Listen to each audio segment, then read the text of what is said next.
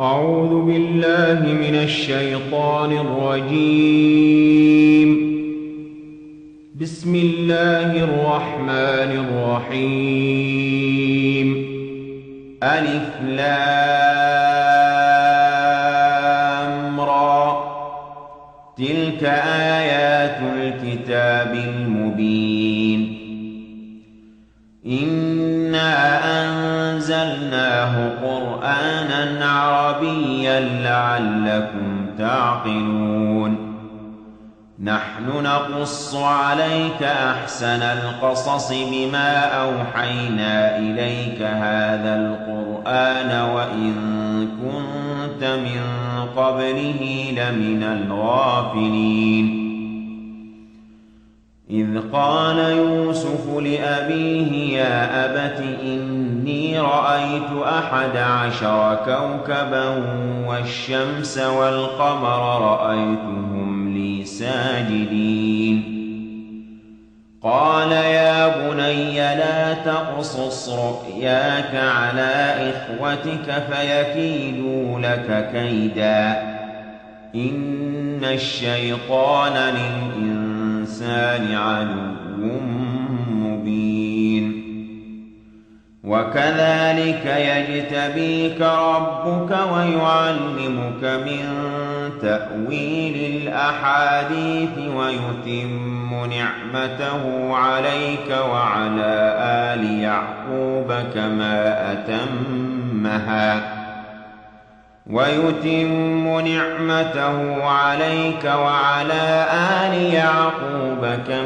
أتمها على أبويك من قبل إبراهيم وإسحاق، إن ربك عليم حكيم. لقد كان في يوسف وإخوته آيات للسائلين،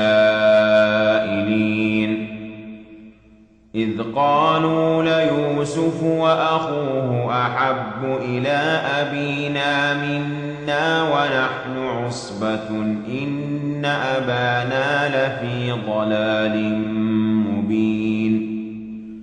اقتلوا يوسف أو اطرحوه أرضا يخل لكم وجه أبيكم وتكونوا من بعده قوما صالحين.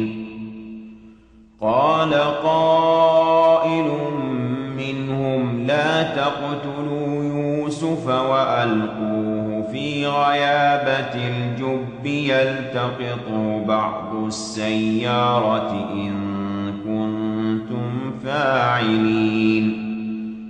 قالوا يا أبانا ما لك لا تأمنا على يوسف وإنا له لناصحون. أرسله معنا غدا يرتع ويلعب وإنا له لحافظون. قال إني ليحزنني أن تذهبوا به وأخاف أن يأكله الذئب وأنتم عنه غافلون.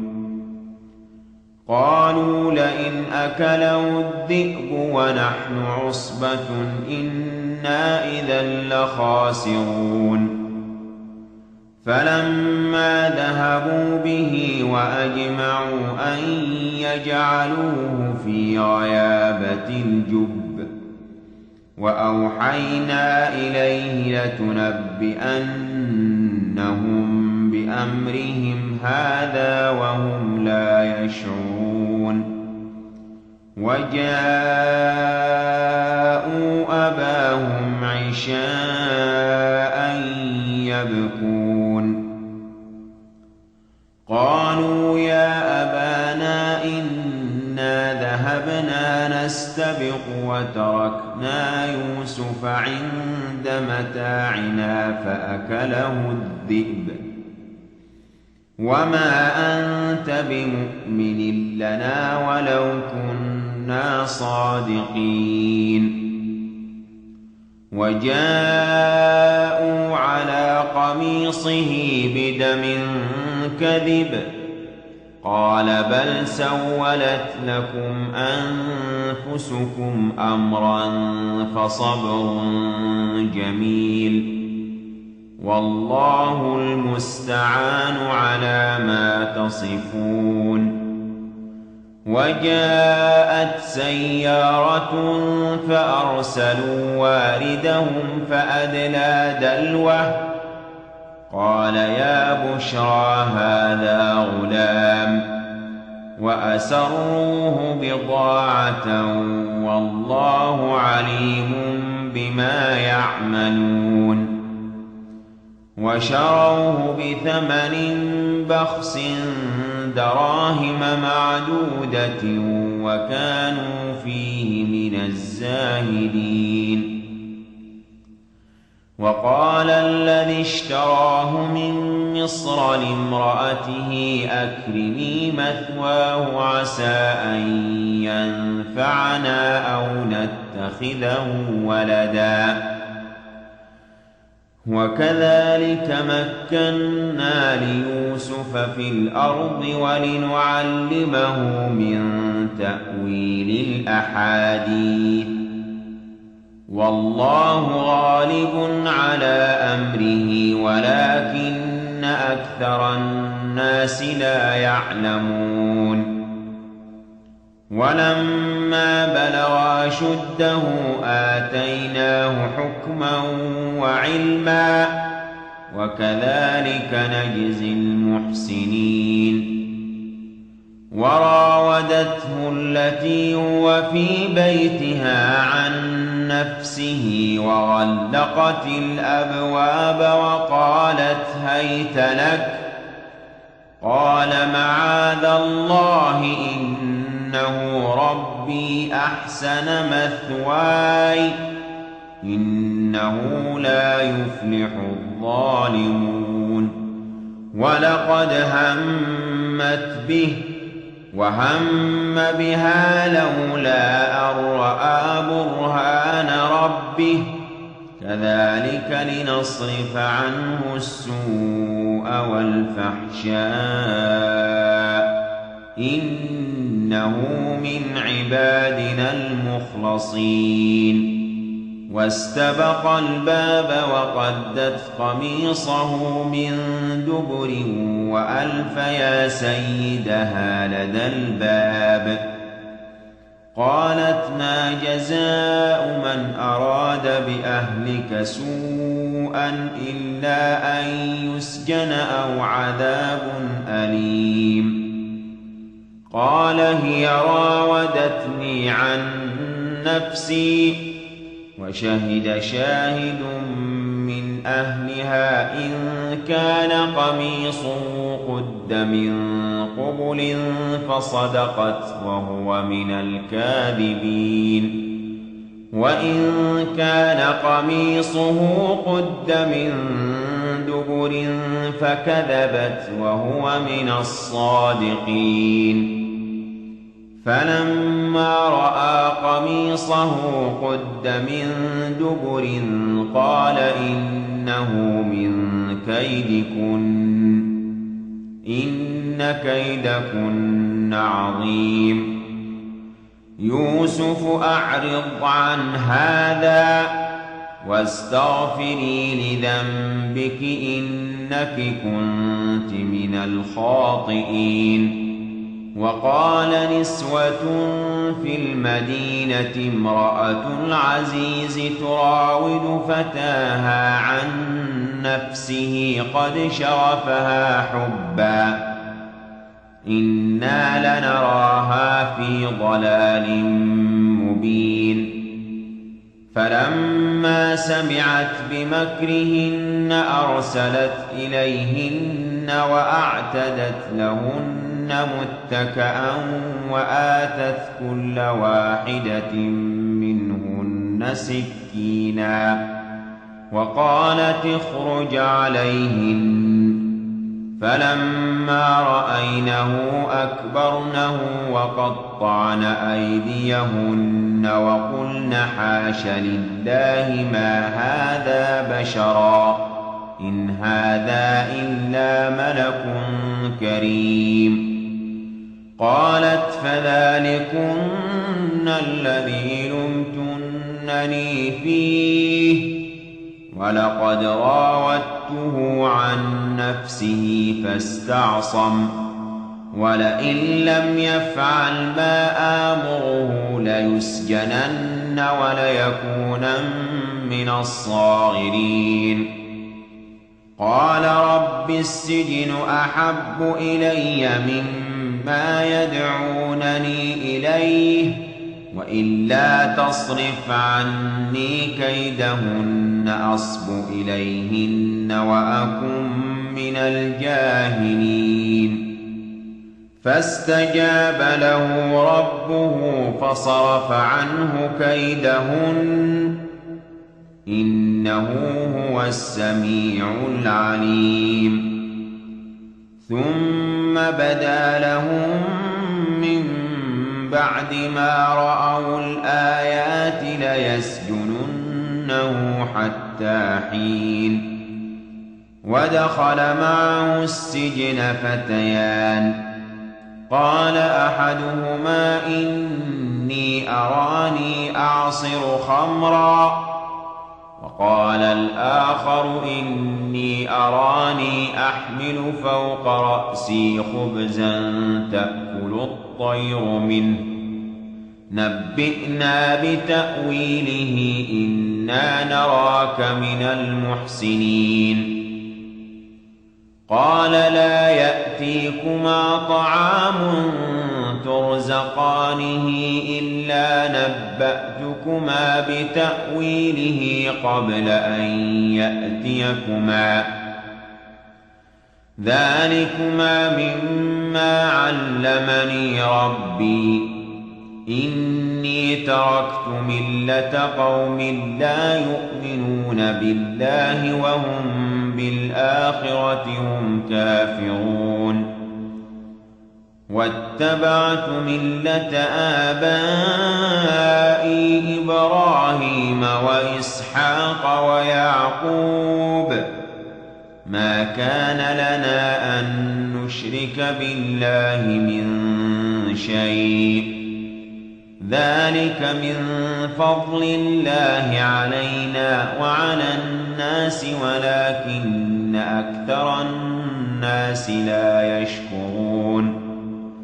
يا صاحبي السجن أأرباب متفرقون خير أم الله الواحد القهار ما تعبدون من دونه إلا أسماء سميتموها أنتم وآباؤكم ما أنزل الله بها من سلطان إن الحكم إلا لله أمر ألا تعبدوا إلا إياه ذلك الدين القيم ولكن أكثر الناس لا يعلمون.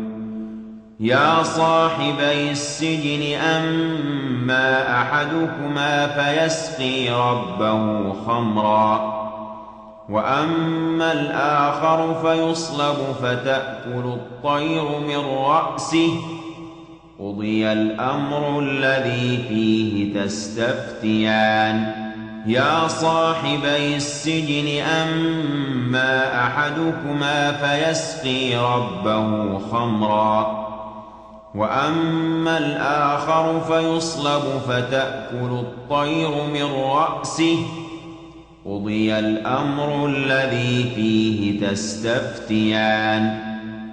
وقال للذي ظن أنه ناج منهما اذكرني عند ربك فأنساه الشيطان ذكر ربه فلبث في السجن بضع سنين.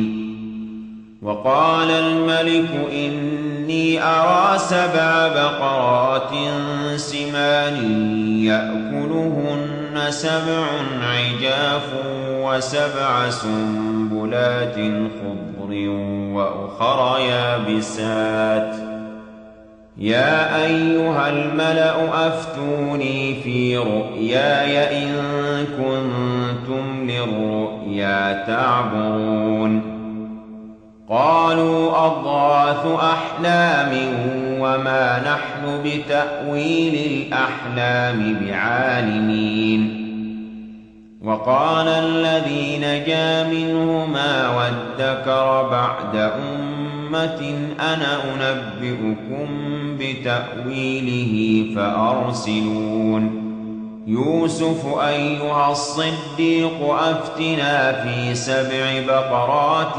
سمان يأكلهن 7 عجاف و7 سنبلات خضر وأخر يابسات لعلي أرجع إلى الناس لعلهم يعلمون قال تزرعون 7 سنين دأبا فما حصدتم فذروه في سنبله إلا قليلا مما تأكلون ثم يأتي من بعد ذلك 7 شداد يأكلن ما قدمتم لهن إلا قليلا مما تحصنون ثم يأتي من بعد ذلك عام فيه يغاث الناس وفيه يعصرون وقال الملك ائتوني به فلما جاءه الرسول قال ارجع إلى ربك فاسأله ما بال النسوة اللاتي قطعن أيديهن إن ربي بكيدهن عليم قال ما خطبكن إذ راوتن يوسف عن نفسه قلن حاش لله ما علمنا عليه من سوء قالت امرأة العزيز الآن حصحص الحق أنا راودته عن نفسه وإنه لمن الصادقين ذلك ليعلم أني لم أخنه بالغيب وأن الله لا يهدي كيد الخائنين وما أبرئ نفسي إن النفس لأمارة بالسوء إلا ما رحم ربي إن ربي غفور رحيم وقال الملك ائتوني به أستخلصه لنفسي فلما كلمه قال إنك اليوم لدينا مكين أمين قال اجعلني على خزائن الأرض إني حفيظ عليم وكذلك مكنا ليوسف في الأرض يتبوأ منها حيث يشاء نصيب برحمتنا من نشاء ولا نضيع أجر المحسنين ولأجر الآخرة خير للذين آمنوا وكانوا يتقون وجاء إخوة يوسف فدخلوا عليه فعرفهم وهم له منكرون ولما جهزهم بجهازهم قال ائتوني بأخ لكم من أبيكم ألا ترون أني أوفي الكيل وأنا خير المنزلين فإن لم تأتوني به فلا كيل لكم عندي ولا تقربون. قالوا سنراود عنه أباه وإنا لفاعلون. وقال لفتيانه جعلوا بضاعتهم في رحالهم لعلهم يعرفونها إذا انقلبوا إلى أهلهم لعلهم يرجعون. فلما رجعوا إلى أبيهم قالوا يا أبانا منع منا الكيل فأرسل معنا أخانا نكتل وإنا له لحافظون. قال هل آمنكم عليه إلا كما أمنتكم على أخيه من قبل فالله خير حافظا وهو أرحم الراحمين. ولما فتحوا متاعهم وجدوا بضاعتهم ردت إليهم قالوا يا أبانا ما نبغي هذه بضاعتنا ردت إلينا ونمير أهلنا ونحفظ أخانا ونزداد كيل بعير ذلك كيل يسير. قال لن أرسله معكم حتى تؤتون موثقا من الله لتأتونني به إلا أن يحاط بكم. فلما آتوه موثقهم قال الله على ما نقول وكيل. وقال يا بني لا تدخلوا من باب واحد وادخلوا من أبواب متفرقة وما أغني عنكم من الله من شيء إن الحكم إلا لله عليه توكلت وعليه فليتوكل المتوكلون. ولما دخلوا من حيث أمرهم أبوهم ما كان يغني عنهم من الله من شيء إلا حاجة في نفس يعقوب قضاها وإنه لذو علم لما علمناه ولكن أكثر الناس لا يعلمون. ولما دخلوا على يوسف آوى إليه أخاه قال إني أنا أخوك فلا تبتئس بما كانوا يعملون.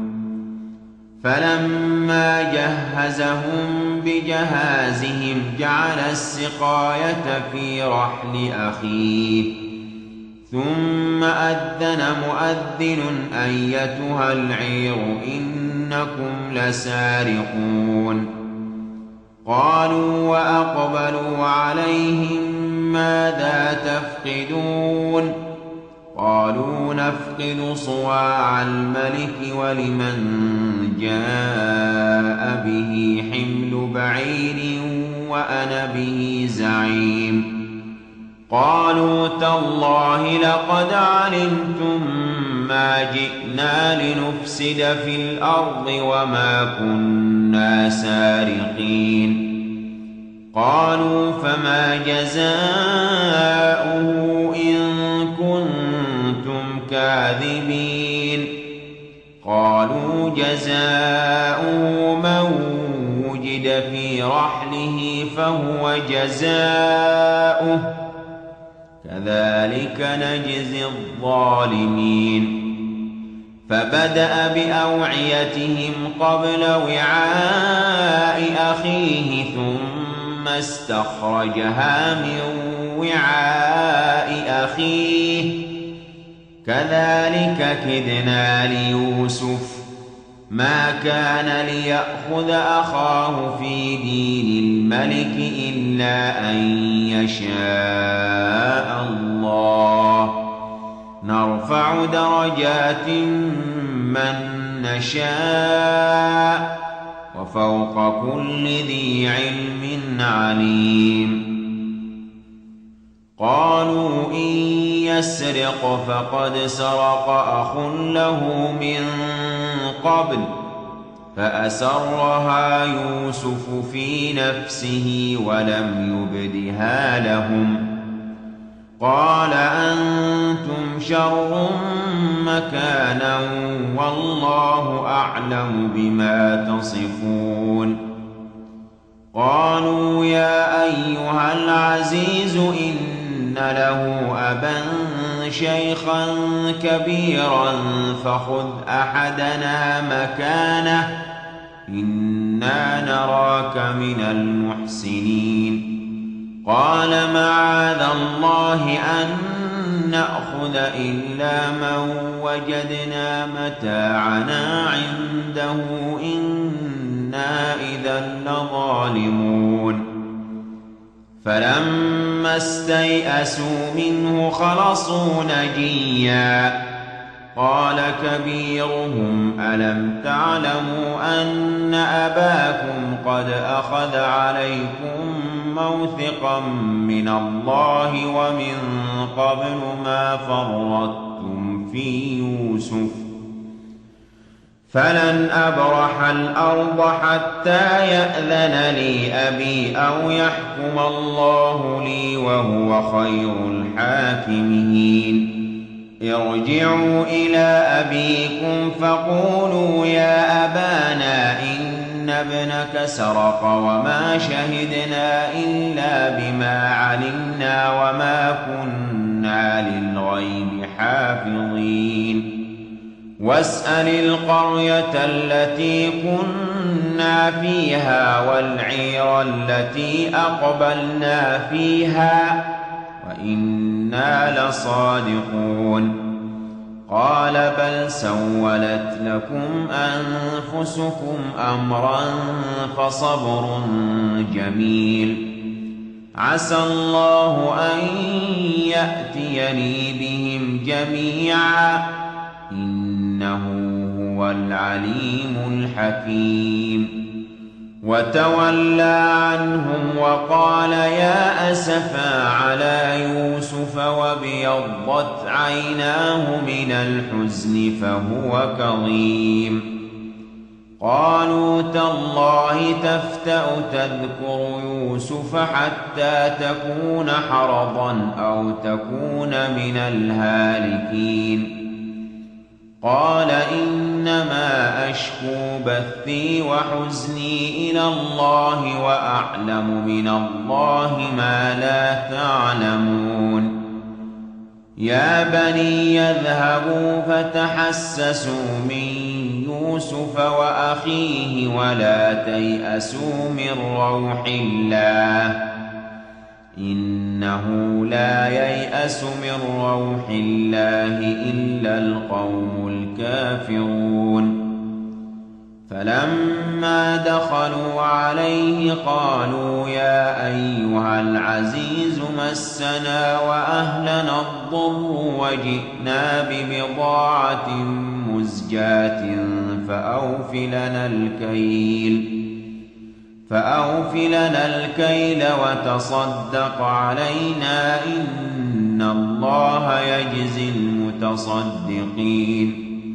قال هل علمتم ما فعلتم بيوسف وأخيه إذ أنتم جاهلون؟ قالوا أئنك لأنت يوسف؟ قال أنا يوسف وهذا أخي قد من الله علينا إنه من يتق ويصبر فإن الله لا يضيع أجر المحسنين. قالوا تالله لقد آثرك الله علينا وإن كنا لخاطئين. قال لا تثريب عليكم اليوم يغفر الله لكم وهو أرحم الراحمين. اذهبوا بقميصي هذا فألقوه على وجه أبي يأت بصيرا وأتوني بأهلكم أجمعين. ولما فصلت العير قال أبوهم إني لأجد ريح يوسف لولا أن تفندون. قالوا تالله إنك لفي ضلالك القديم.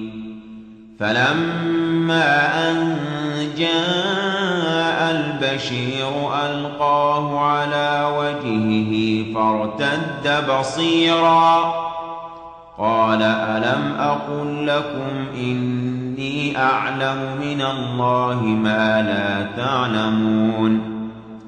قالوا يا أبانا استغفر لنا ذنوبنا إنا كنا خاطئين. قال سوف أستغفر لكم ربي إنه هو الغفور الرحيم. فلما دخلوا على يوسف آوى إليه أبويه وقال ادخلوا مصر إن شاء الله آمنين. ورفع أبويه على العرش وخروا له سجدا وقال يا أبت هذا تأويل رؤياي من قبل قد جعلها ربي حقا وقد أحسن بي إذ أخرجني من السجن وجاء بكم من البدو من بعد أن نزغ الشيطان بيني وبين إخوتي إن ربي لطيف لما يشاء إنه هو العليم الحكيم. رب قد آتيتني من الملك وعلمتني من تأويل الأحاديث فاطر السماوات والأرض أنت وليي في الدنيا والآخرة توفني مسلما وألحقني بالصالحين. ذلك من أنباء الغيب نوحيه إليك وما كنت لديهم إذ أجمعوا أمرهم وهم يمكرون. وما أكثر الناس ولو حرصت بمؤمنين وما تسألهم عليه من أجر إن هو إلا ذكر للعالمين. وكأي من آية في السماوات والأرض يمرون عليها وهم عنها معرضون. وما يؤمن أكثرهم بالله إلا وهم مشركون. أفأمنوا أن تأتيهم غاشية من عذاب الله أو تأتيهم الساعة بغتة وهم لا يشعرون. قل هذه سبيلي أدعو إلى الله على بصيرة أنا ومن اتبعني وسبحان الله وما أنا من المشركين.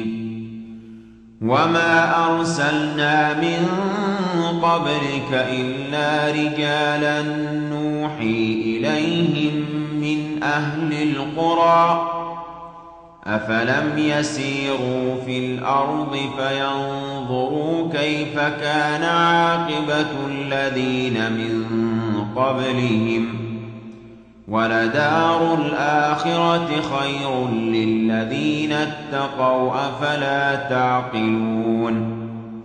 حتى إذا استيأس الرسل وظنوا أنهم قد كذبوا جاءهم نصرنا فنجي من نشاء ولا يرد بأسنا عن القوم المجرمين لقد كان في قصصهم عبرة لأولي الألباب ما كان حديثا يفترى ولكن تصديق الذي بين يديه وتفصيل كل شيء وهدى ورحمة لقوم يؤمنون